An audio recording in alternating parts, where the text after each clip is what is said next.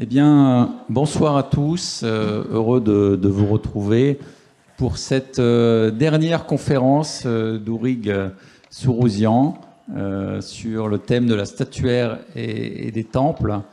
Et on va l'entendre aujourd'hui sur le temple funéraire d'Amenhotep III. Je lui laisse tout de suite la parole. Ah, bien. Merci beaucoup. Merci Laurent. Encore une fois, merci de l'invitation. Et merci aux amis d'être venus me supporter, m'écouter. Bonjour à tout le monde. Alors, je vais vous parler de la statuaire du temple d'Amenhotep III où je travaille depuis bientôt 27 ans. Et je vous parlerai au nom de l'équipe entière, au nom du projet entier, qui pour nous s'appelle la mission des colosses de même nom. En anglais, le titre officiel est de Colossi of Memnon and Amenhotep III Temple Conservation Project, parce que c'est pour conserver les monuments qui disparaissaient que nous sommes entrés en scène dans ce temple. Donc c'est un projet de conservation proprement dit, mais pour faire de la conservation, il faut faire des recherches, des investigations, des enquêtes, il faut ouvrir, il faut voir, identifier, penser à ce qu'on peut faire et comment on peut sauver un monument. Donc, cette grande aventure, je l'ai commencée en 1998 en coopération, en co-direction avec Rainer Stadelmann jusqu'à 2019, ensuite avec Dietrich Raue et tout récemment avec Catherine Gabler qui va prendre ma succession sur le site. Le projet travaille sous l'égide du ministère des Antiquités, maintenant ministère du Tourisme et des Antiquités, et de l'Institut archéologique allemand. Je remercie dès le début, parce qu'à la fin, on n'a jamais le temps de remercier très chaleureusement les mécènes, grâce à qui tout ce travail a pu être fait. Et je lis, par ordre d'apparition sur le site, ce sont World Monuments Fund avec qui nous avons commencé, Association des Amis des Colosses de même nom, fondée par Madame Monique Hennessy, qui nous a supportés pendant une bonne dizaine d'années. Ensuite, American Research Center in Egypt, qui nous supporte jusqu'à aujourd'hui. Memnon Verein de Munich, une organisation créée par un juge pour nous aider spécialement. Mercedes-Benz Egypte nous donne une voiture par saison. Et quand nous avons des colloques et des grands événements, pour voir aux finances, Horus Egyptology Society, ce sont des amis d'Angleterre qui viennent nous visiter chaque année en nous apportant un cadeau, soit une pompe à eau, soit toujours selon nos besoins. Et finalement, des amis de la famille et du site, Stéphanie et Bernhard Buchner, Ulrike Köhler et tous les amis. À tous, je dis merci beaucoup. Et je passe à ce que nous avons fait. Alors, c'est ainsi que le site se présentait quand nous avons mis pied là. Et c'était, bon, vous voyez là, c'est verdoyant, mais c'était régulièrement inondé par l'eau de l'irrigation. Régulièrement, il y avait des feux. La végétation sèche en été brûle pour un oui, pour un non. Et le tout disparaissait doucement. Et moi qui m'occupais de statuaire et qui passais tous les jours par là et regardais l'état très désolant de l'endroit qui depuis 1900, dans les années 70 et 1900 n'avait jamais plus été traité. Donc, il était temps de prendre action et c'est là. Donc, je vous montre brièvement, il y a, contrairement à ce qu'on pense, on dit qu'il n'y a plus rien sur ce site. Il y a tellement de statues encore à étudier et à traiter, vous allez voir. Donc, ce que nous avons fait, c'est, bon, les colosses du premier pylône existaient, les colosses dits même non aujourd'hui. Au deuxième pylône, là, vous voyez des cailloux, nous avons remonté 2 colosses que je vais vous montrer. Au troisième pylône, nous comptons remonter 2 colosses d'albâtre, absolument uniques, d'Amenhotep III. Puis, beaucoup plus loin, là où vous voyez des bases de colonnes et des restes de colonnes. C'est la cour péristyle, la grande cour péristyle, où nous avons remonté d'abord une stèle faite de quelques 200 morceaux, là, à droite, et des colosses du roi debout, dans l'attitude d'Osiris, mais pas momiforme. Donc, nous allons voir tout ça. Aujourd'hui, le site a cette allure-là. Et je tiens déjà à vous annoncer 3 très bonnes nouvelles. Il n'y a plus d'eau grâce aux travaux d'assèchement auxquels ont concouru les mécènes comme Fonds Khéops pour l'archéologie American Research Center et Madame Marjorie Fisher, que je remercie particulièrement parce que c'est grâce à elle qu'on continue. Et donc, il n'y a plus d'eau. L'eau a baissé de 3 mètres, donc nous pouvons maintenant à l'aise.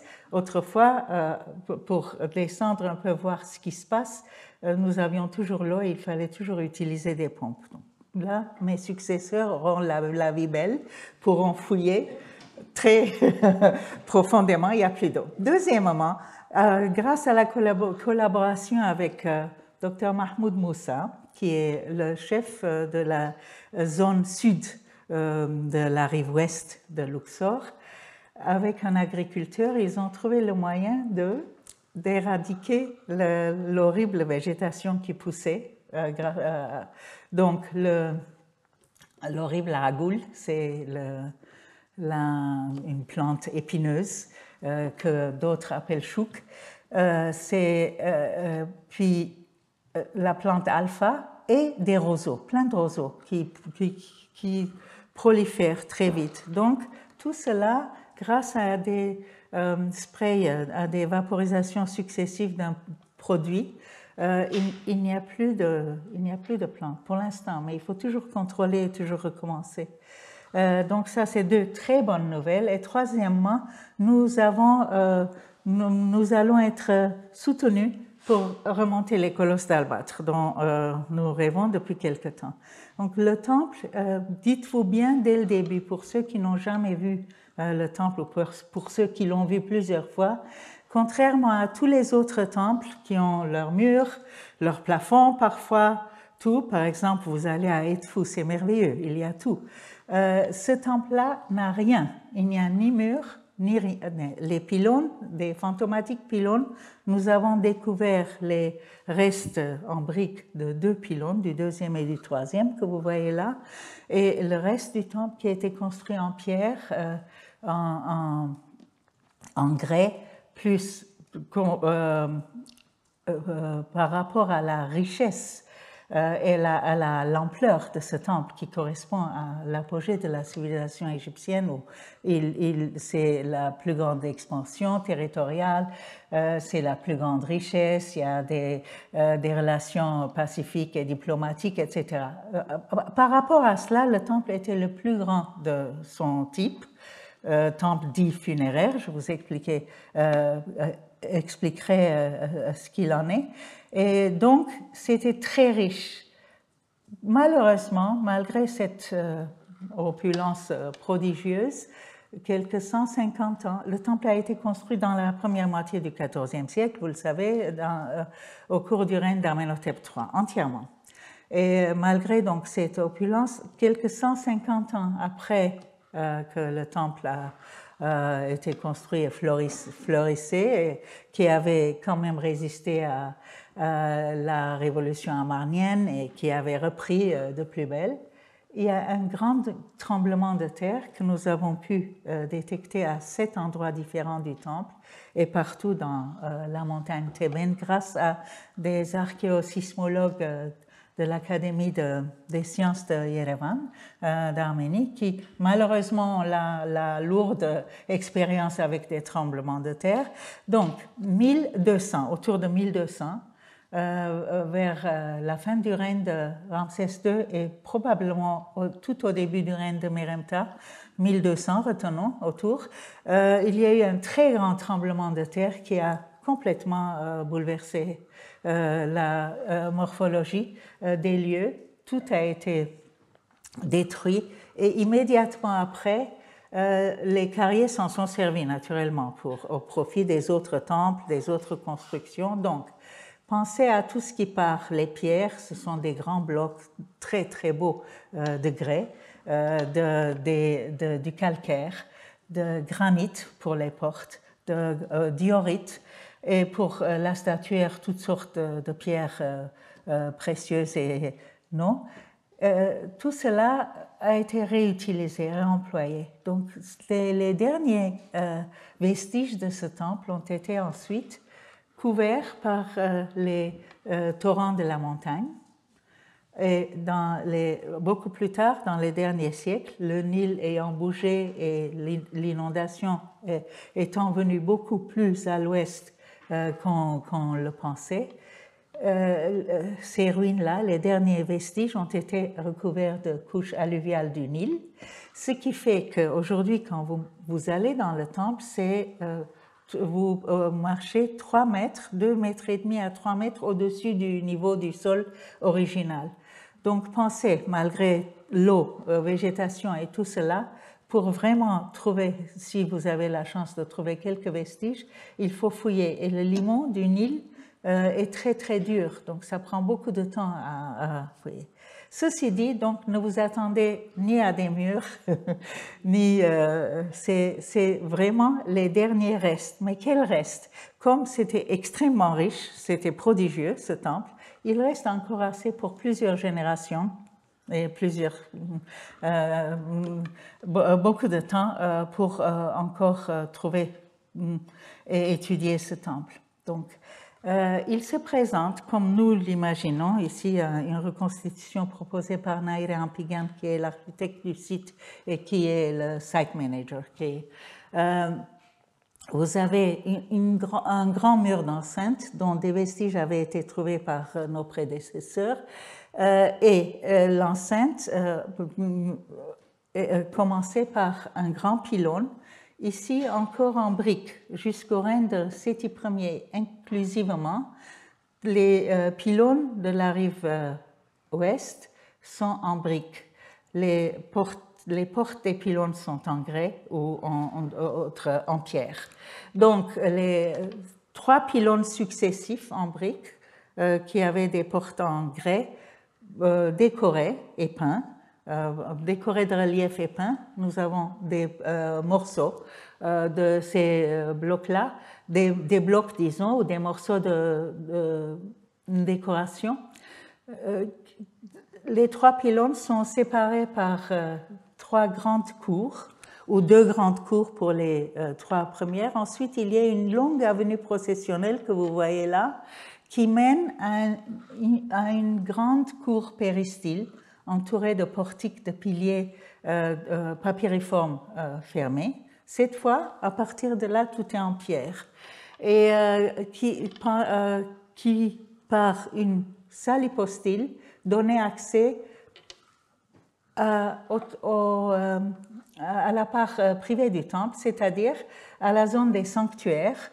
Et parce que ce temple est essentiellement conçu, comme tous les autres temples de la rive ouest que nous appelons temple funéraire, pour recevoir la procession d'Amon et de ses parêtres, Amon, Mut et Khonsu, de Karnak, venant visiter la rive ouest au cours de la Belle Fête de la Vallée, le festival de la Belle Fête de la Vallée, une fois annuellement.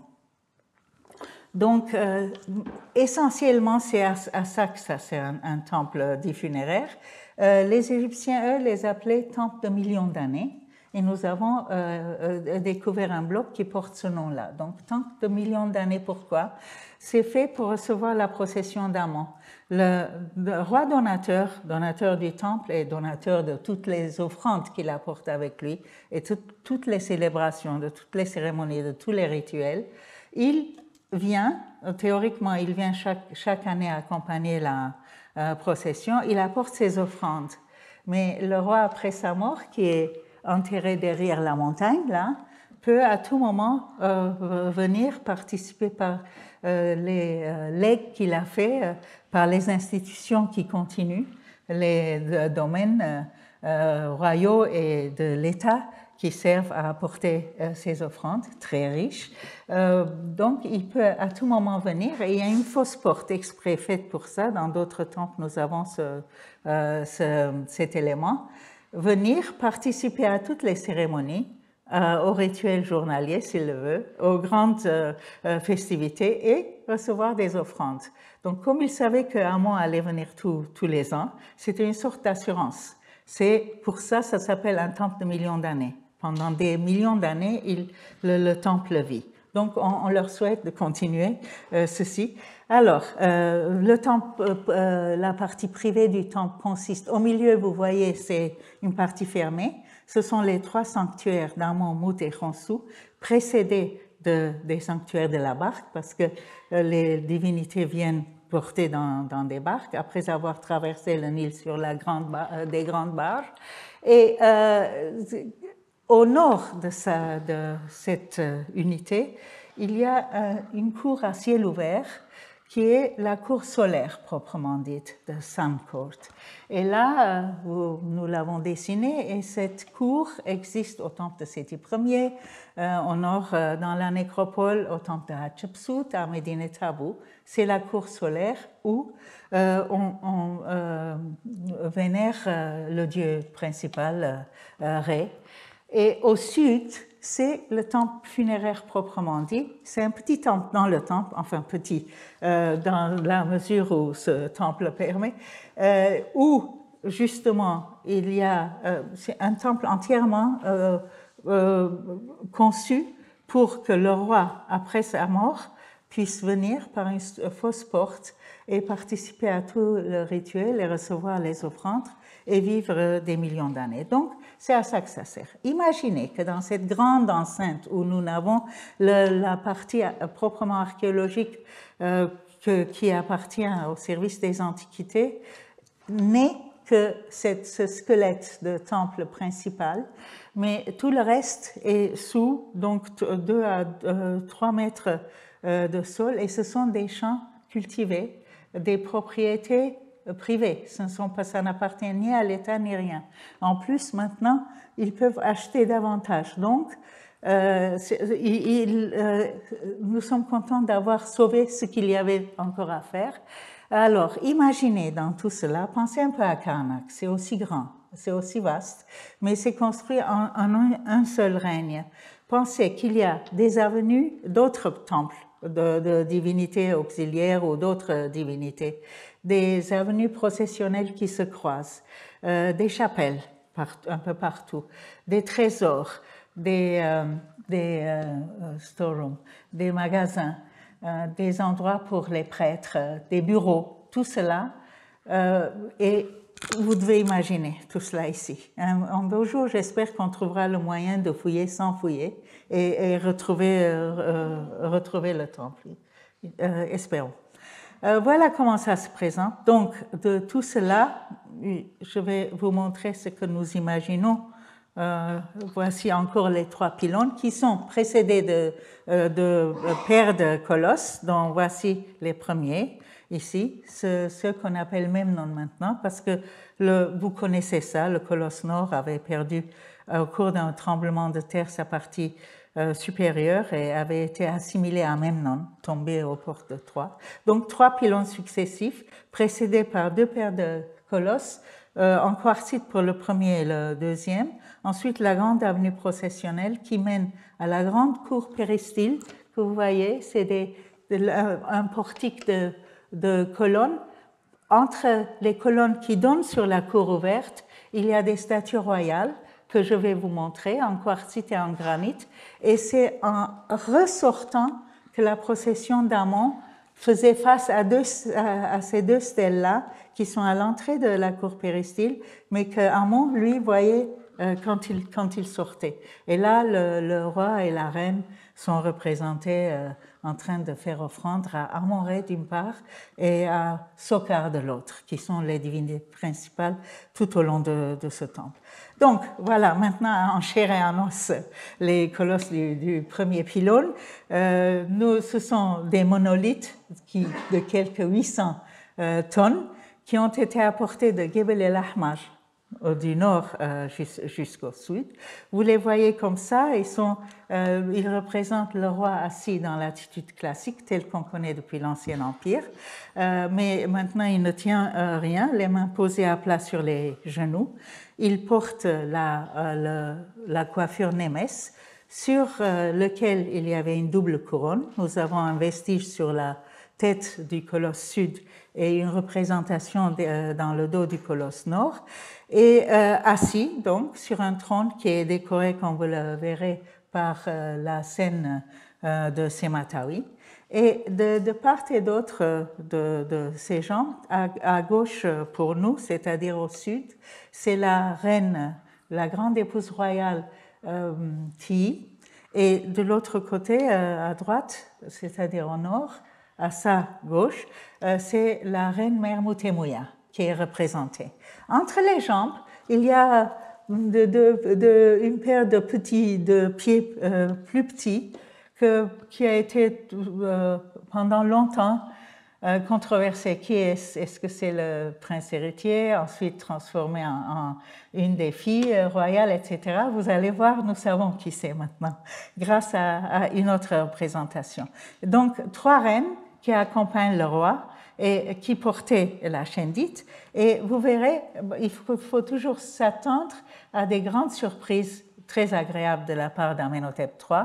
Vous verrez ce que cache son costume ici. Mais avant ça, les sondages que nous faisons depuis longtemps, ça sur l'initiative de Rainer Stadelmann, toujours autour des colosses, des socles de ces colosses, on nous a dit, les ingénieurs statiques, de ne jamais enlever ces 3 mètres de couche alluviale autour des Memnon. On risquerait de complètement déséquilibrer parce que c'est avec leur poids qu'ils sont là. Vous savez qu'ils se penchent d'abord et que souvent il y a la crainte qu'un tremblement les fasse s'écrouler à nouveau. Donc, longtemps avant que je m'occupe de ce site, déjà le service des antiquités avait demandé à Rainer Stadelmann, qui était alors le directeur de l'Institut allemand, de faire une investigation pour voir si les colosses qui penchent peuvent. Il y avait beaucoup de tremblements de terre à cette époque. Est-ce que ça risque? Donc, ce survey a été fait, photogrammétrie, et je vous dirai tout de suite. Après cela, les ingénieurs classiques ont dit ne faites pas, faites des petits sondages pour savoir ce qui se passe et refermez tout de suite, rebouchez les trous. Donc, voici 2 sondages faits, l'un au nord du colosse sud et l'autre au sud du colosse nord, par les sismologues. Et vous voyez, les socles que vous voyez ici, qui font à peu près 2 mètres, vont beaucoup plus bas. C'est ainsi que nous avons su que le socle du colosse sud va de sa partie supérieure jusqu'à la pierre de fondation, 3,30 mètres ici et 3,60 mètres là-bas. Donc, avec ça, on peut calculer la hauteur. Vous ajoutez à ces plaintes chaque statue elle-même, plus dans l'état actuel, depuis la fondation jusqu'en haut de la tête de chaque colosse, c'est 17,27 mètres pour le colosse sud et 18,36 mètres pour le colosse nord. Et ajoutez à cela la double couronne, vous arrivez à peu près à 21 mètres. Les 40 coudées dont parle le chef de tous les travaux de Sa Majesté, Amenhotep fils de Hapu, qui dit qu'il a fait venir de Héliopolis du Nord un grand colosse de 40 coudées à Héliopolis du Sud, c'est-à-dire à Thèbes. On ne sait pas s'il s'agit d'un des colosses dit Memnon ou du grand colosse du 10e pylône de Karnak. Ça, c'est à voir. Un jour, quelqu'un trouvera un document. Donc, voici. Et la pierre elle-même vient de Gebel el-Ahmar, comme j'ai dit. Voici des carrières que j'ai pu visiter dans le temps. Maintenant, c'est complètement envahi par beaucoup d'autres occupants. Et pour le colosse nord, vous savez que, donc, comme le haut était tombé, il a été refait. Le haut, non plus de monolithe, ce n'est plus un buste monolithe ou une partie supérieure, mais c'est fait par des assises de blocs de quartzite, mais pas de la même qualité de quartzite. Cette pierre-là vient de Aswan. L'Habib Habashil l'avait déjà proposé et on hésitait entre Gebel Tingar et Gebel Gulab à Aswan, où il y a des grandes carrières. À Gebel Tingar, nos archéosismologues sont allés voir, il n'y a absolument aucune place pour avoir sorti 3 si grands colosses. Ils avaient dit ça. Et pensaient qu'en 1996, Jean-Luc Fournet avait trouvé dans les carrières de Gebel Gulab, en étudiant les inscriptions, une inscription d'un certain forgeron de Memnon. Ça veut dire que ça peut être considéré comme la carrière d'où vient le haut de ce colosse-là, qui parce qu'il a été assimilé par les voyageurs gréco-romains, les Romains surtout qui parlaient très bien grec et avaient de la culture, à Memnon, tombé aux portes de Troie, qui était tué par Achille. Donc maintenant, l'usage fait que les deux sont appelés Memnon, mais ne soyez pas puristes, on sait que c'est Amenhotep III et que Memnon c'est celui du nord, mais nous continuons à les appeler colosses de Memnon. Donc, les voici. Celui du nord, qui, vous voyez, est fait en haut par des assises de blocs de quartzite venant de Gebel Gulab d'Aswan, qui se présente comme ça. L'effet du tremblement de terre est celui de l'an 27 de notre ère est pure invention. Strabon, qui parle pour la première fois de ce colosse-là, mais sans l'identifier encore à Memnon, on dit qu'il a été écroulé par un tremblement de terre, mais ne donne ni date ni rien. De là, ils ont calculé un peu avant la visite de Tell. Donc, moi, je crois que c'est un des grands tremblements de terre, peut-être même celui qui a fait le temple s'écrouler. On ne sait pas. Ça, ce n'est pas dit. Ce qu'on sait sûrement, c'est que c'est à l'époque romaine que le haut a été reconstitué. Imaginez que le buste était gisant là, qui leur a fait penser à Memnon, tué par Achille aux portes de Troie. Alors, vous voyez l'effet du tremblement de terre. Le trône est complètement coupé en deux. La partie arrière est détruite. Toutes les pierres sont du temps de la restauration romaine. Et le dos, là de près, vous voyez beaucoup mieux comment les assises de pierre, les blocs ont été placés par des assises. Et dans l'inscription originale qui est dans la partie inférieure, elle venant de Gebel el-Ahmar, il y a l'inscription royale et dans la titulature, le roi dit qu'il a fait des grands colosses et le colosse a la double couronne, comme vous voyez, en belle pierre de quartzite. Nous avons, au cours de plusieurs sondages faits autour de son socle, qui est complètement coupé, comme vous voyez, c'est l'effet de martelage par le bas du tremblement de terre, nous avons découvert une partie du pied gauche de Memnon, que vous voyez là, que nous avons replacé sur le socle. Et de Médine Tabou, nous avons fait venir un bloc qui appartient à la titulature, là, comme vous voyez, nous l'avons replacé sur le socle. C'est ce que nous faisons d'habitude. Chaque fois que nous pouvons coller, nous mettons, sauf si c'est de très grandes pierres qui risquent de déstabiliser.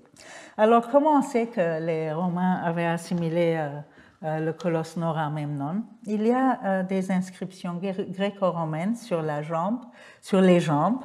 Ici, vous avez la jambe gauche, où parmi les visiteurs, rien de moindre que l'empereur Adrien, avec toute sa cour, et l'impératrice Sabine, si vous lisez les mémoires d'Adrien, vous assistez à cette visite.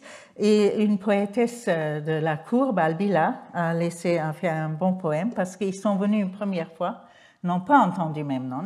Les visiteurs venaient et à la première heure entendaient un son.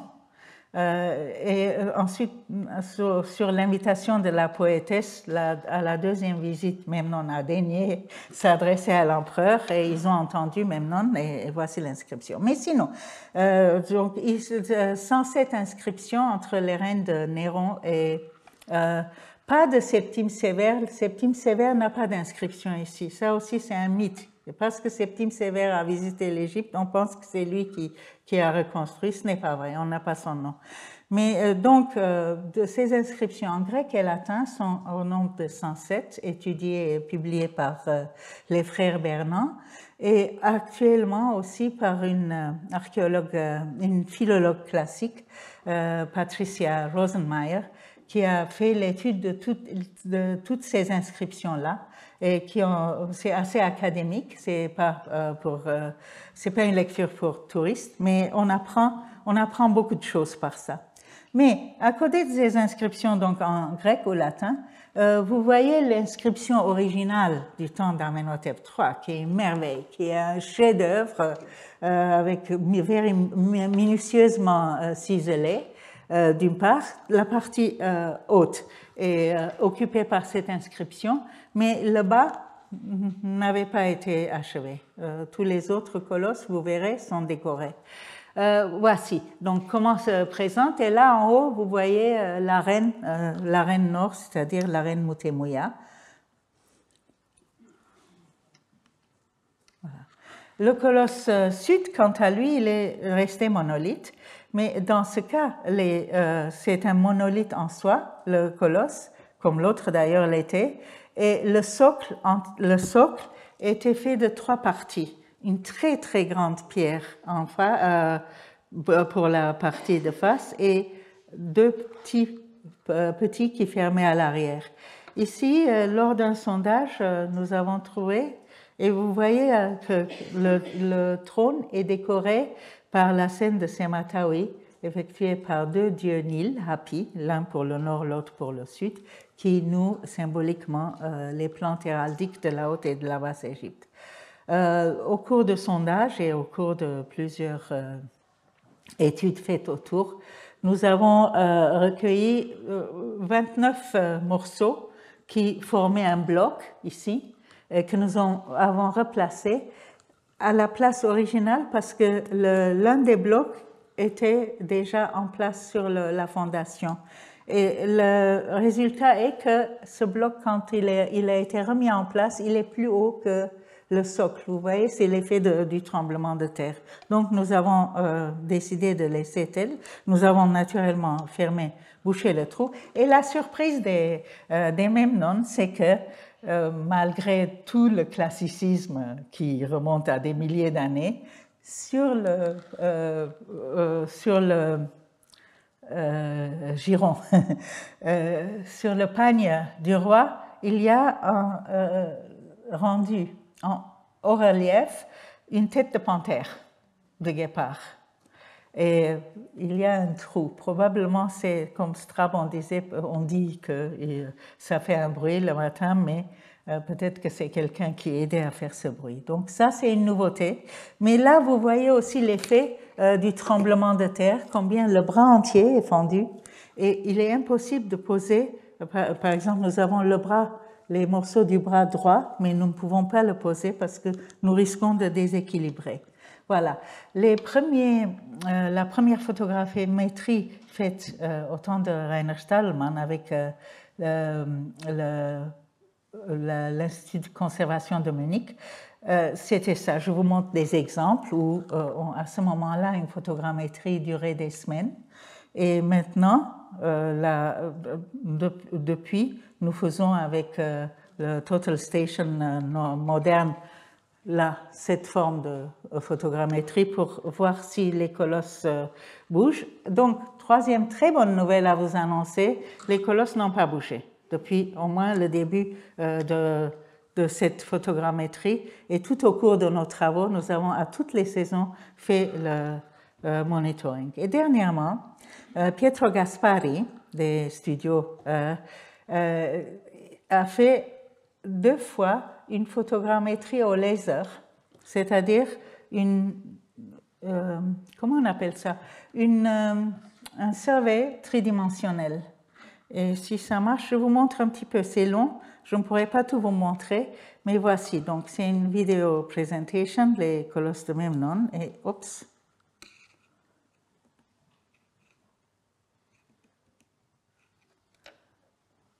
Quand j'y touche, ça change. Qu'est-ce que je fais?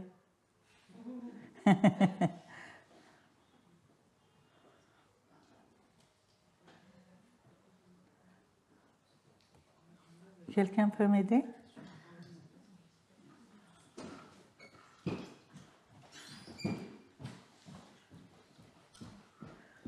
Normalement, je fais ça et ça devrait marcher.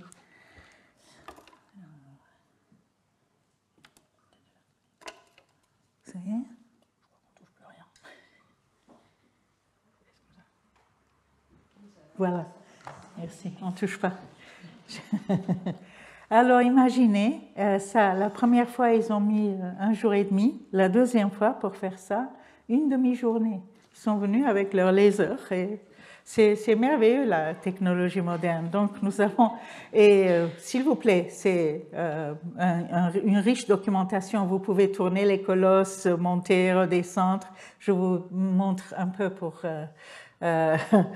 que vous participiez à notre joie d'avoir découvert que les colosses n'ont pas bougé, malgré toute la circulation, le parking. Et, donc, ils sont là. Et à tout moment, vous pourrez choisir un endroit, arrêter la vidéo, tourner, voir, approcher, mesurer, comme font les médecins, les chirurgiens. Donc voilà, c'est ainsi que ça se présente. Je passe parce que sinon on pourrait y passer toute la durée de ce cours. J'espère que vous appréciez cette technologie moderne et donc je passe. Derrière, dans la cour qui suit le premier pylône, merci beaucoup, qui suit le premier pylône, une vaste cour où, comme les champs ont envahi au nord et au sud, nous ne savons pas. Est-ce qu'il y avait des portiques? Est-ce qu'il y avait des statues royales? Rien de tout cela. Nous savons, grâce à des travaux d'assèchement, qu'il y avait des arbres plantés, au moins dans la partie nord. C'est tout ce que nous savons. Mais dans cette cour-là, quand vous regardez la photo supérieure, en 1999, voici à quoi ressemblait la zone du deuxième pylône. Donc, vous traversez une cour de 100 mètres, vous arrivez là, et sous les buissons, vous voyez quelques pierres blanches. C'était ce groupe statuaire de 4 personnages qui avaient les pieds dans l'eau et qui avaient été vus avant nous par nos prédécesseurs, l'Institut suisse travaillant avec l'inspectorat de Gourna, et les inscriptions, les voici. Grâce à ces inscriptions, on sait que c'était les divinités représentées étaient de gauche à droite Sekhmet, le roi, Amon et Amonette, et à l'ère amarnienne, Amon et Amonette avaient été complètement annihilés, enlevés, puis formés et remis, restaurés à l'époque post-amarnienne, y compris les inscriptions où Amon dans le nom royal et Amon dans le nom du dieu avaient été martelés et refaits. Donc, c'est la première sculpture que nous avons sauvée des eaux à cette époque-là. Et cette année, j'ai le plaisir de vous dire que nous avons replacé, parce qu'il fallait attendre que l'assèchement fasse son travail, qu'il n'y ait plus d'eau, on ne peut pas construire et qu'on fasse les fondations. Et cette année, nous avons apporté le groupe en place et placé près du colosse nord du deuxième pylône que nous avons entre-temps relevé. Vous voyez, à l'époque, rien n'existait là-bas. Voilà. Et nous avons même, là, c'est une pierre, un raccord qui vient se compléter la base grâce à des goujons. Nous avons cette pierre et nous avons fait des goujons en bois lorsque nous ferons la présentation du deuxième pylône, cette pierre sera remise. Sorry. Pardon, j'avais promis de ne pas bouger. Donc, et voici, là où il n'y avait absolument rien, vous voyez là-bas, un colosse gisant qui avait été vu, mais jamais, on n'avait même pas eu la curiosité de voir, la tête était renversée, à quoi ressemble ça? Nous avons eu la curiosité, non pas par pure curiosité, mais parce que qui dit conservation, il faut ouvrir, identifier et sauver le monument. Sinon, ça ne sert à rien de travailler dans un site comme ça. Donc voici, fait de plusieurs morceaux, le colosse que vous avez vu gisant là-bas a été remonté. Ça, c'est le colosse nord, qui n'a pas de reine médiane. Et il y a une reine, la grande épouse royale Ti, qui est là, près de sa jambe gauche. C'est la même pierre de Gebel el-Ahmar, la même attitude, le colosse assis, et la même iconographie, double couronne, Némès et Chendit. Mais là aussi, la Chendit a une surprise, il y a des plantes représentées. Donc, un an plus tard, nous avons remonté le colosse sud que vous voyez ici, de la même manière, et ce colosse-là n'était pas connu. Il y avait une pierre qui dépassait le sol, et quand nous avons ouvert, chacun a fait un pari. C'était les uns attendaient une inscription historique, moi j'attendais la face du colosse nord, et puis finalement c'était un second colosse que voici avec une très très belle statue de la reine Ti à côté, et avec les faces du trône, les faces latérales du trône décorées avec les divinités Hapi, les divinités du Nil, nouant symboliquement les plantes, et voici la reine. Et cette reine, c'est par miracle qu'elle est si bien conservée. La jambe royale, les statues étaient tombées en direction sud-est, et les statues des reines étaient enfuies sous la jambe royale. Donc le roi a protégé la reine, mais par miracle, les morceaux d'uréus que nos jeunes gens ont trouvés parmi les débris et les ont remis. Quand nous présenterons la statue, nous la remettrons. Mais pour l'instant, l'uréus est en magasin. Donc, 100 mètres plus loin, il y a un autre pylône que nous avons découvert en partie, fait de briques avec ses niches. Chaque môle de pylône avait 2 niches pour les mâts à oriflamme, et chaque niche retenait un bloc de granit rouge pour soutenir les mâts. Voici à quoi ressemblait l'endroit, la plante alpha qui poussait. Nous sommes là où il y a la flèche rouge. Et en bas, je mets le plan de la partie du pylône que nous avons découvert. Et en jaune, vous voyez les 2 colosses qui sont tombés. Et lorsque nous avons eu assez de fonds pour aussi faire cette fouille-là, parce que fouiller, c'est facile. Il faut après conserver ce qu'on a. Il faut avoir la garantie de pouvoir conserver. Lorsque nous l'avons eu par 3 sources très, très sûres, nous avons donc dégagé ces grands blocs d'albâtre qui avaient toujours été là. Et nous nous sommes retrouvés en face de 2 colosses, mais avant ça, à la même époque, ayant fait le rapprochement avec des blocs à Karnak qui avaient été vus par Vary et publiés en 1935, où il est vraiment question, c'est Amenhotep III, c'est le temple de la rive ouest. Et sur ces blocs-là, là où j'ai mis les 2 flèches rouges, il y a à 2 reprises la mention que Sa Majesté a fait venir des grands monuments en albâtre pur de Hatnub. Donc, comme il n'y a pas d'autres grands monuments, j'avais fait une demande en 2006 qui a été gracieusement acceptée par le service des Antiquités de faire venir les blocs qui avaient été placés plus tard devant le temple de Mout.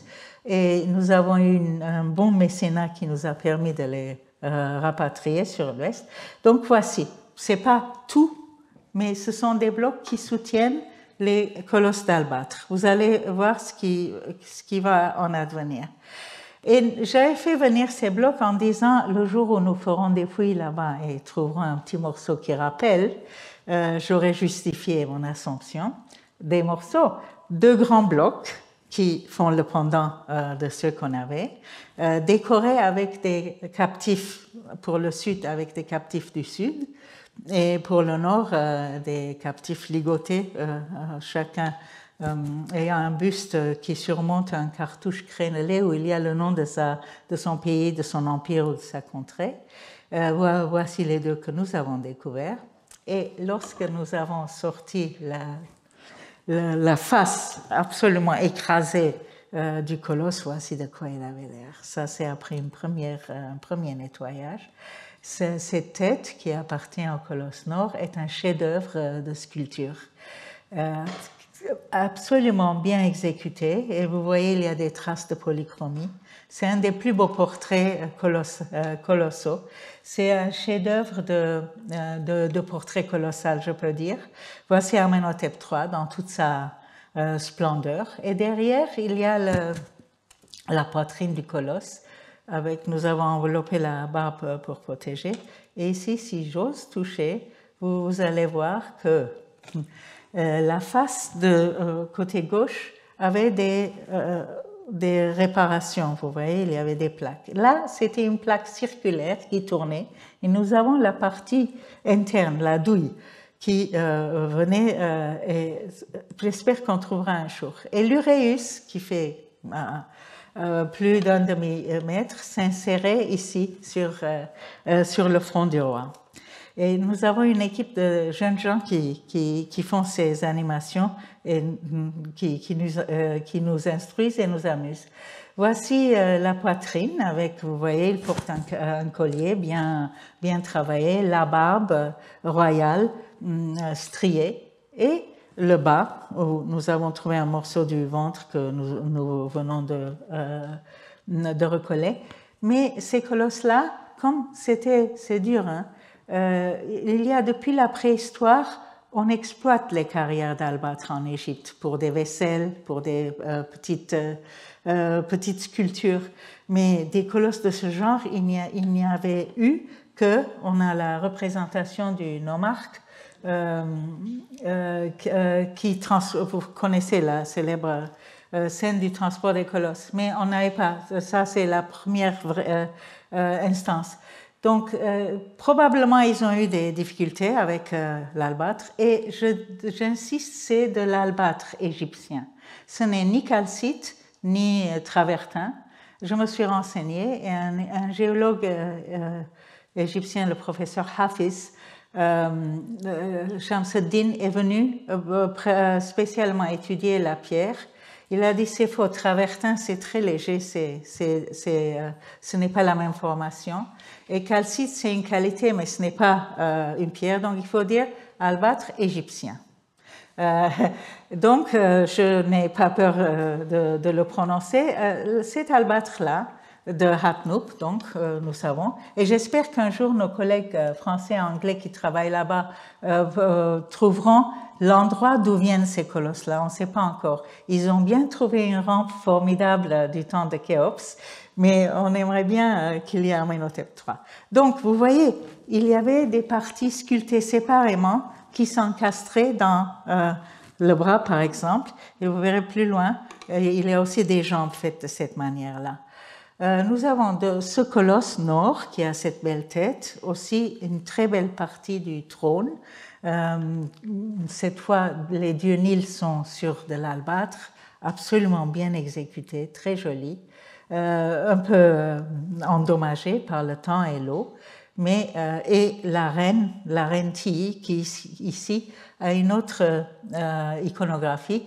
Angu, c'est pour avoir trouvé cette iconographie-là à Say, Anne, et c'est exactement ça. Les 3 attributs sur les autres reines avaient un uréus, vous vous souvenez. Celle-là a 2 uréus avec les couronnes respectives de la Haute et de la Basse Égypte, et au milieu la tête du vautour, parce qu'il y a une dépouille de vautour qui recouvre la perruque. Voilà donc comment nous proposons de reconstituer le colosse nord. Il y a assez pour justifier le remontage, et sinon ça va se perdre. Soyez sûrs, il n'y a aucune autre explication. Donc nous allons le faire, et si ça marche, j'ose, voilà. C'est comme ça que ça va se passer. Et Benjamin Blaiseau, qui est là, le chef conservateur qui s'occupe justement de cette pierre-là, et vous verrez, il s'occupe aussi d'autres choses. Et merci Benjamin d'être venu. Et lui, le raïs de tous les travaux, le chef des travaux du site, et Nairam Pigan, l'architecte, ont conçu ce projet-là, cette manière de remonter. Ça vous plaît ce que les jeunes gens ont fait? Et donc, c'est ainsi que le colosse sera remonté.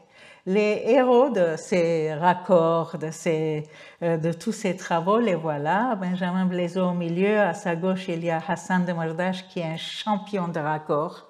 Il peut non seulement faire des joints chaque minute, mais il sait exactement quelle pierre vient de quelle statue, de quel colosse. C'est merveilleux. Et à côté, son assistant, Siwa. Et voici toute l'équipe, sans oublier le Raïs Mohamed Ali dont on voit le dos ici. Voilà, ce colosse, là-bas, avec le colosse nord, vous avez vu, le bras était fait de pièces imbriquées. Ici, la main, l'autre bras, vous voyez, tout s'imbrique. Et la barbe, vous voyez là-haut, qui avait un revêtement qui venait s'encastrer dans la partie. C'est absolument ingénieux. C'est avant la lettre, nos jeux de casse-tête chinois, mais à l'échelle monumentale, c'est merveilleux. Et je vous montre un peu comment on travaille avec les coussins à air pour bouger ou basculer ou transporter un colosse. Voici le raïs en pleine action. Et les coussins sont enflés par un compresseur à 8 bars par trait, et progressivement, en gonflant, elles peuvent soulever des charges. Et c'est une méthode conseillée. Personne n'est blessé.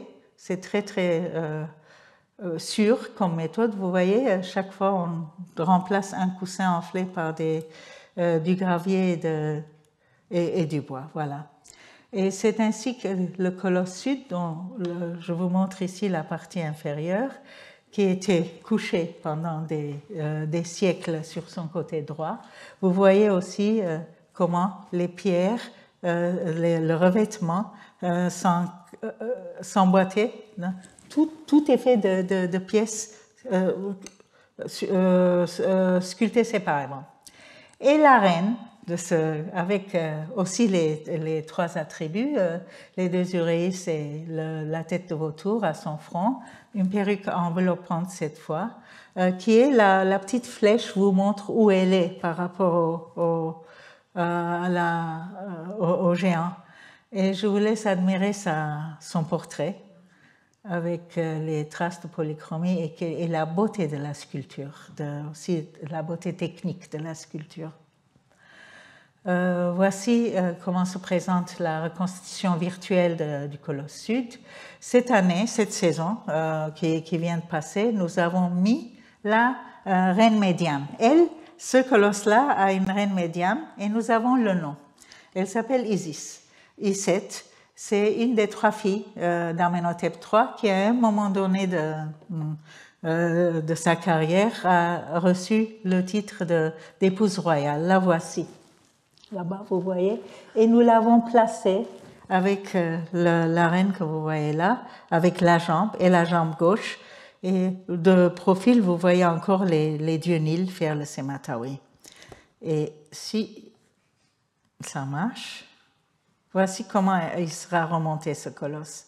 Et regardez combien de pièces de raccord.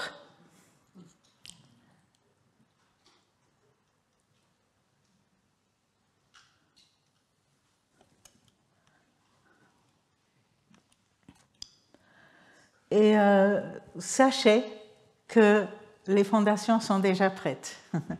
les socles modernes qui vont supporter ces deux colosses sont là, vous les voyez, c'est fini. Donc nous n'avons plus qu'à assembler des groupements de pierres et au moment où nous aurons 5 grandes, ça c'est la conception du conservateur et du RAIS et de l'architecte, faire venir une grue, parce que ça coûte très cher, et faire une action pour les 2 colosses, c'est-à-dire 5 colosses placés. Et voici ce que Benjamin Blaiseau présente comme manière de reconstituer le colosse. Et c'est assez génial, je dois dire, c'est bien, j'espère qu'on va réussir en automne, Inch'Allah. Et voici derrière, bon, longtemps avant de s'occuper de l'albâtre, Benjamin était là pour avoir fait quelque chose, une action absolument héroïque, avoir sauvé d'un endroit plein d'eau, de sel, des masses de calcaire absolument fondues et que si vous touchez, ça s'effondre. Il a eu l'idée de prendre des grandes masses de ce calcaire fondant, de les envelopper, de les mettre dans des formes renforcées en gypse et de les sortir, comme vous voyez là, le rail sortir la pierre qui est complètement enveloppée, de laisser sur sol sûr et sans eau, laisser sécher, ensuite ouvrir, et c'est très dur, très long. Un à un, retirer les plantes, les racines des plantes, un à un, enlever tout le limon qui s'est infiltré dans les fissures, injecter, consolider, c'est fou. Mais regardez le résultat. D'une part, il y a, du côté nord, il y a une moitié de la partie d'un sphinx, avec la moitié du visage, absolument sauvé, sinon ça allait disparaître. Et si ça marche, vous verrez l'action de Benjamin avec son équipe qui, pendant des jours, sur un autre bloc, vous voyez, là, nous avons deviné que c'est la forme d'un sphinx, comme l'autre. Et alors, la partie que nous pensions être la tête, il l'a enlevée avec beaucoup de précaution et beaucoup de précision. Et voici la lumière qui se déplace, vous montre les journées de travail. Avec beaucoup de patience et beaucoup d'art, je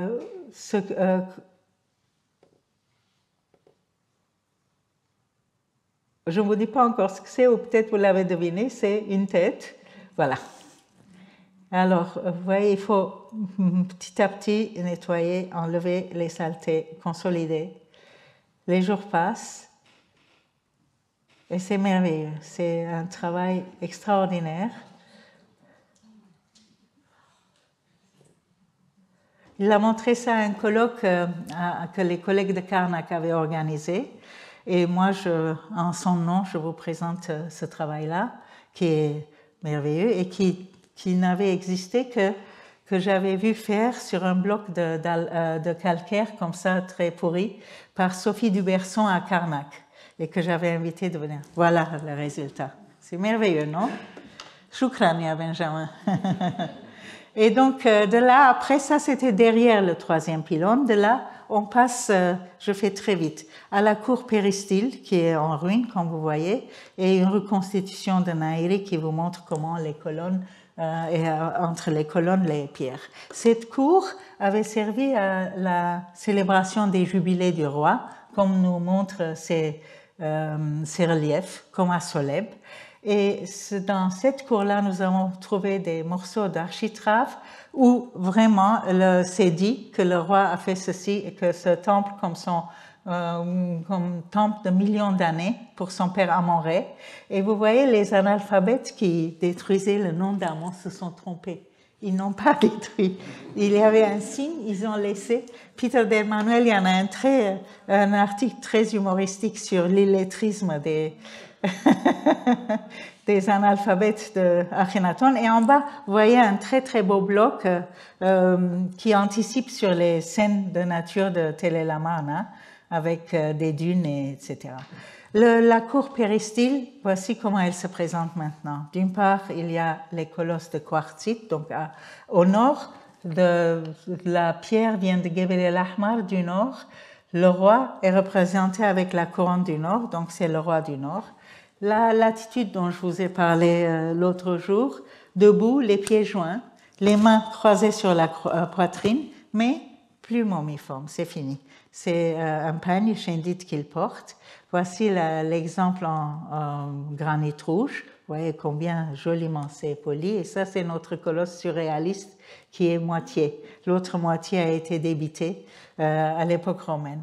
Et si ceci marche, vous verrez ce que nous avons placé sur une reconstitution de la stèle nord que nous avons remontée, le dallage que nous avons ouvert, qui est refermé maintenant. Tout autour, un mur en terre battue, en pisé, qui entoure pour protéger et suggérer l'ampleur de la cour. Et les dernières choses noires que vous avez vues descendre, ce sont des statues de Sekhmet, dont nous avons trouvé des centaines et qui un jour, j'espère, reprendront leur place dans la cour péristyle et dans la salle hypostyle. Vous devez vous imaginer les colosses de cette manière-là, entre les colonnes, et ils n'ont pas de piliers, mais des dalles dorsales, des dalles à sommet cintré. Donc, d'une part, le roi du Nord et d'autre part, le roi du Sud, très, avec conséquences divisées en nord et en sud. Nous avons, de ces colosses-là, nous avons découvert une tête qui était vous voyez les numéros qui ont été joints, donc c'est trop fragile, et cette tête-là avait été vue auparavant, avait été détruite par un feu, et nous avons, c'est une longue histoire, nous avons ramené un œil d'un magasin, un œil de l'étranger, et la voici reconstituée. Nous ne pouvons pas l'exposer à l'air libre, donc nous avons sciemment donné, nous qui luttons toujours pour ne pas disperser et garder sur le site, nous avons donné au musée de Luxor, voici. Et de l'autre côté, il y avait une tête déjà trouvée par l'Habib Habashi et qui avait trouvé sa place au musée de Luxor. Nous lui avons recollé la barbe. Et deux têtes, une tête et une partie inférieure de colosse avec le socle au Louvre, que vous connaissez bien, deux têtes au British Museum en quartzite. Et ces deux têtes-là, c'est l'énigme, parce qu'elles n'appartiennent pas à cet ensemble et n'ont pas de provenance sûre. On ne sait pas. L'un est un don à celui de Boston, et l'autre en haut, c'est une saisie. Donc, nous ne savons pas. Quelle est l'intrigue? Il n'y a pas d'uréus. Donc, ce n'est pas de cette série-là. Les autres ont l'uréus, comme vous avez vu. Est-ce que c'est Osiris? Ça, c'est une question pour Laurent. Parce que quand j'ai commencé l'enquête, j'ai vu que Osiris, c'est pas sûr qu'il ait toujours l'uréus. Vous voyez? Là, j'ai pris des scènes du temps de Séti. En haut, le registre en haut vous montre Osiris avec la couronne blanche ou Atef qui porte Uréus. Et en bas, sous le même règne, il y a des Osiris qui ont une coiffure tripartite ou la couronne Atef, et même le célèbre lit d'Osiris n'a pas d'Uréus. Alors, je vous pose ça, amusez-vous chaque fois que vous voyez Osiris. Peut-être que vous découvrirez pourquoi. La clé, je ne l'ai pas encore, mais j'espère qu'avec l'équipe de Laurent et d'Olivier Perdu, on pourra peut-être venir à bout de ça. Je récapitule très vite, si vous avez un peu de patience. Depuis l'attitude debout, les jambes parallèles, les pieds joints et les mains croisées sur la poitrine de Djoser dans la colonnade de Djoser avec le manteau, puis les Menthotep 2 et les Sésostris. La rangée d'en haut vous montre le roi momiforme avec la couronne rouge ou blanche, ou le Némès pour Djoser, qui ne tiennent rien encore. Les uns ont un trou, mais on ne sait pas ce qu'ils tiennent. La rangée d'en bas, alors ici, c'est jusqu'à Amenhotep Ier pour Mentuhotep, inclusivement. Et là, en bas, ça commence avec Sésostris Ier, qui, tout au long, jusqu'à Thutmosis IV, là-bas. Et la dernière fois, je vous ai montré celle qui était au musée de Suez. Maintenant, j'ai retrouvé mon USB réparé. C'est la statue qui est dans le temple de Mut. Donc, vous voyez, tous ces statues-là tiennent Ankh, y compris les Thutmosides, ou avant ça, Sésostris. Ensuite, Hatshepsut auront en portant quatre insignes, Was, Ankh, Heka et Necher, imités par cette statue que j'attribue à Amenhotep III, qui a été réinscrit par Ramsès II et qui est devant le musée de Luxor et dont un autre, le pendant, seulement avec les pieds, se trouve au temple de Luxor. Et ensuite, vient une série, à partir de ce moment-là, où ils commencent à tenir les insignes de la royauté, comme autrefois Djoser. Voici des exemples. Et j'ai retrouvé, au fait, les deux autres têtes de Séti Ier, d'Abydos, dont je vous ai montré une au musée de Sohag. Les deux autres sont bel et bien au musée de Sohag aussi. Seulement, j'avais un disque à réparer et je les ai retrouvés pour vous dire que les trois têtes existent là. Et là, pour Dominique Farou m'a bien fait de me rappeler qu'il y a des pieds de Ramsès II je les ai retrouvés pour vous faire plaisir. Et voici toute la série à partir d'Amenhotep III, qui, pour la première fois, donc, ne porte plus de momie, et il est en Pain-Shendit, ensuite à Akhenaton, et qui va finir par inclusivement Toutankhamon sur les sphinx du dromos du 10e pylône à Karnak, et les pieds de Ramsès II au temple d'Osiris, ils ne sont pas momiformes. Donc, jusqu'à dernier exemple, à Ramsès III, là-bas, tout au fond. Et donc, je pense que c'est la version festive du roi, de ce costume. C'est la version festive, solennelle, du roi couronné, qui vient d'être intronisé plutôt. Vous voyez, la scène de Séti Ier vous montre, c'est ce costume-là qu'il a, et il tient les mêmes insignes, et c'est maintenant le roi qui vient d'être intronisé et qui est déterminé à régner. Je crois que c'est ce moment que symbolise ces belles statues. Et donc, pour finir, dans le temple, on n'a pas trouvé que ces colosses-là que nous remontons, mais des sphinx, dont deux androcéphales à l'effigie du roi et deux acéphales avec de la reine. Une statue monumentale en albâtre de Sokar, je pense, avec un faucon avec la couronne qui est flanquée de deux plumes. Deux statues royales qui malheureusement sont allées dans des musées, autour du péristyle, tout cela, et une statue d'Amon, acéphale, qui avait été sûrement restaurée au temps de Toutankhamon ou de Séti Ier, avec le socle trouvé quelques saisons plus tard, où c'est une statue d'Amon-Ré, maître des jubilés. Donc c'est à l'occasion d'un jubilé. Une tête de reine exceptionnellement belle, qui a été aussi trouvée dans des endroits différents. Une tête royale en schiste. Et une statue, celle-là, d'une divinité à tête de faucon. Tout le monde l'a nommée Horus d'emblée. Et en faisant une enquête, on a vu qu'il y a une statue semblable, avec les mains existantes, à Munich, à la Glyptothèque. Et cette main, qu'est-ce qu'elle fait? Elle ne tient ni sceptre ni rien, elle est libre. Donc là-dessus, nous avons découvert une statue semblable qui avait été trouvée à Thèbes, dans un magasin de SCA. Et dernièrement, dans le musée de la civilisation, il y a une statue qui vient de Tanis, dit-on.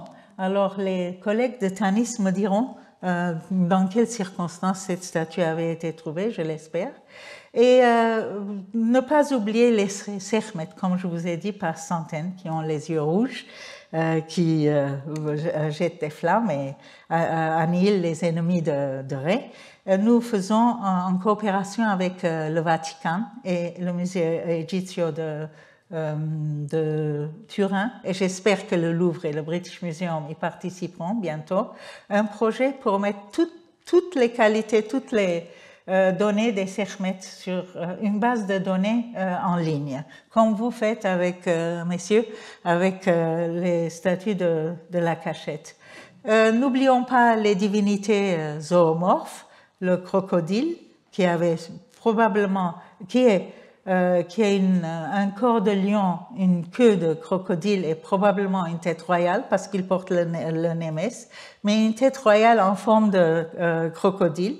Et en bas, le bel hippopotame blanc qui est la Ouret Hedjet, la grande blanche qui est vénérée en Égypte depuis très longtemps. Un torse de Ptah qui rompt toutes les traditions. Au lieu de tenir le sceptre composite Djed, Ankh et Oas comme une statue en albâtre venant de Kom El Hetan réutilisée à Medinet Habu, il tient et c'est un Ptah qui est au sud de son mur. Probablement, il faut faire une enquête sur quel titre correspond à quelle attitude.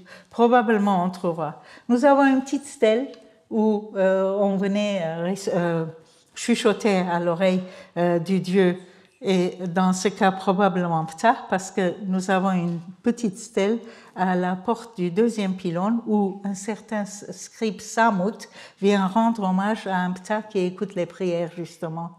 Et de ce même Samut, il y a une stèle à Bodleian Library qui montre le même Samut en train d'adorer un colosse, que vous voyez là-bas. Et ce colosse-là, je pense que c'est les colosses, j'arrive à la fin, les colosses de la porte nord que nous avons remontés. Sophie Duberson, si elle est là, elle va se souvenir qu'en 2000, nous sommes allés étudier les restes, ces colosses-là tombés dans le champ privé d'un propriétaire où naïvement nous pensions que nous pourrions travailler. J'avais la permission jusqu'à ce qu'on se rende compte que non.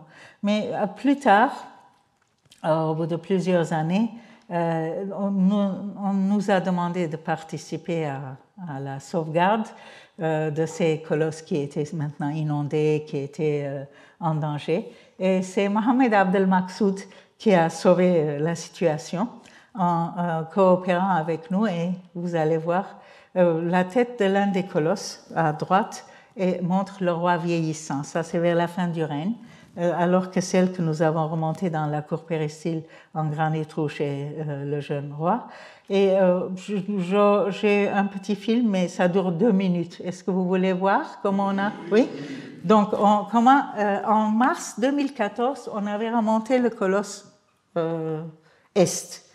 Et en décembre 2014, voici le dernier jour où nous allons mettre le buste. Et comme je vous ai dit, il faut ramasser tous les travaux de la grue parce que ça coûte très cher. Il faut payer le transport quand elle vient, quand elle part. Et donc, nous avons travaillé le jour et la nuit, vous verrez. Voici la poitrine qui a été placée. Et la tête qui attend en bas, vous voyez, elle va monter.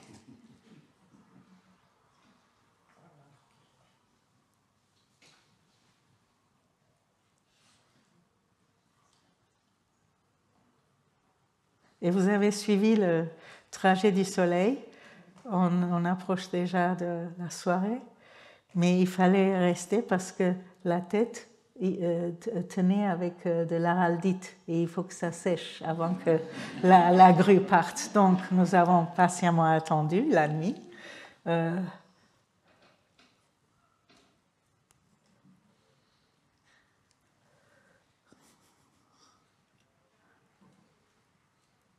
Et voilà, le lendemain matin, la grue est repartie. Alors, ça vous donne une idée comment nous allons faire. Voici les deux colosses debout à la porte nord. Comment nous allons faire pour remonter les colosses d'Albâtre. Et les fouilles voisines, c'est le même temple, mais le service des Antiquités a fait des fouilles, une enclave, au moment de l'assèchement des travaux d'assèchement de la rive ouest, qui n'a pas été terminé finalement.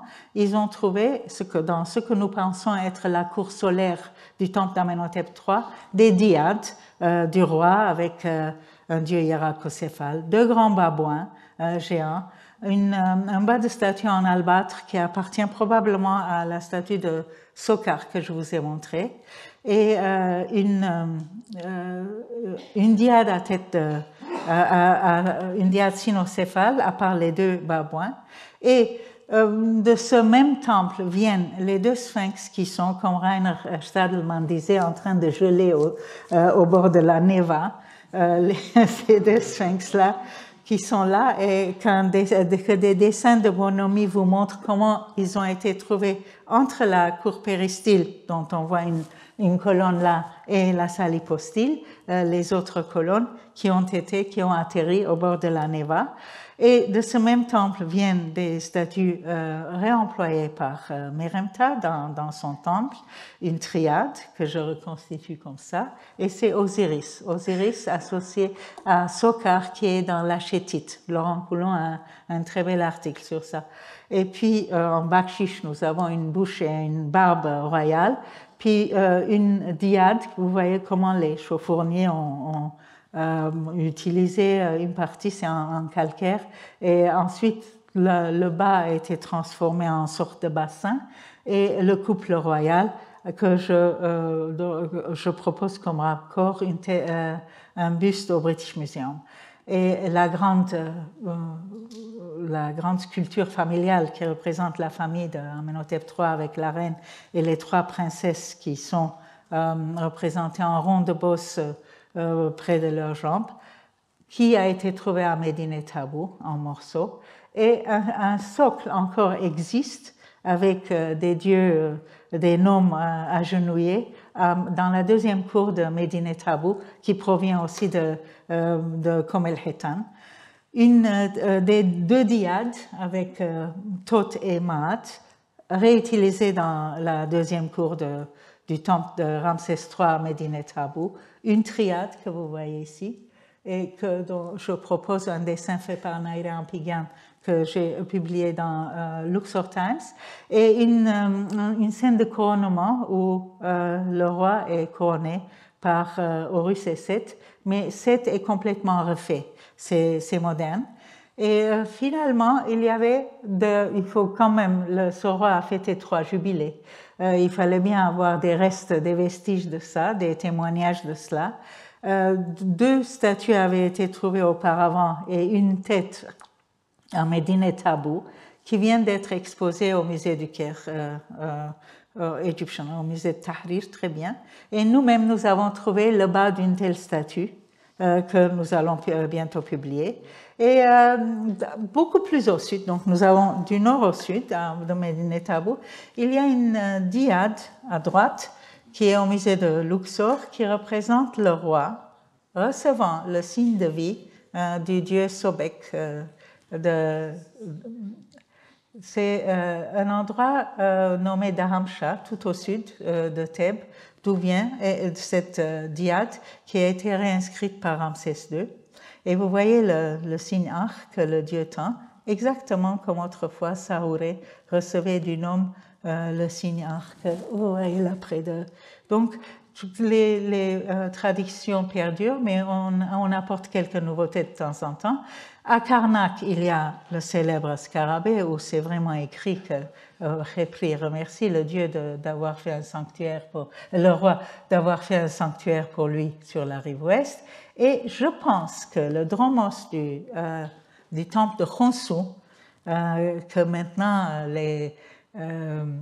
l'inspectorat de Karnak est en train de refaire d'une manière extraordinaire et qui n'est plus dans la rue, mais inclus dans le temple, qui est fait de beaucoup de morceaux refaits et ceci. Je pense que c'est ce dromos-là qui vient de l'avant du parvis du temple de Amenhotep III, c'est son nom. Et les socles sont faits c'est vraiment des arrangements de pièces. Les collègues égyptiens qui s'occupent de ça nous diront. Et pour finir, on a le règne d'Osiris, voici une stèle trouvée, d'une part montrant Osiris, de l'autre Ré-Harachté, et d'Amenhotep III, trouvée dans la cour de l'inspectorat. Ça veut dire que ça appartient déjà encore au temple, qui nomme pour la première fois Ré-Harachté en sa forme d'Aton. Et à droite, une stèle que nous avons rapatriée, remise dans le temple, qui vous montre à l'an 6 de Horemheb, Horemheb lui-même faisant offrande à Ptah, Sekhmet et Amenhotep III divinisés. Et je remercie l'équipe, je remercie Madame Marjorie Fisher qui nous a fait l'honneur d'une visite là-bas, elle est près de la reine, et qui va nous soutenir pour la saison prochaine. Donc, un grand merci spécial. Je remercie l'équipe et je vous remercie de m'avoir écouté.